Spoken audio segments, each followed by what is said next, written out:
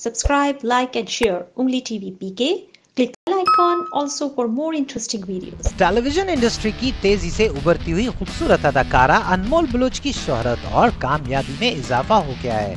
उनको इन दिनों नौजवान हदायतकार कामरान अकबर के ड्रामे कुर्बते में नई नस्ल के पसंदीदा अदाकार शहबाज शिगरी के साथ बेहद पसंद किया जा रहा है।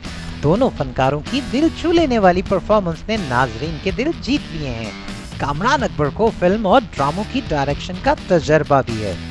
उन्होंने एक बड़े बजट की फिल्म हल्ला गुल्ला भी डायरेक्ट की थी, जबकि अनमोल बलोच को इससे कबल कई ड्रामा सीरियल में मुख्तलिफ नौयत के दिलचस्प किरदारों में पसंद किया जा चुका है।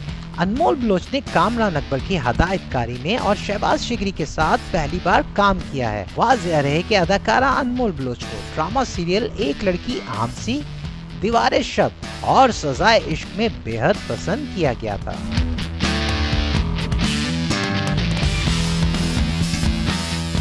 Subscribe, like and share Ungli TV PK. Click the bell icon also for more interesting videos.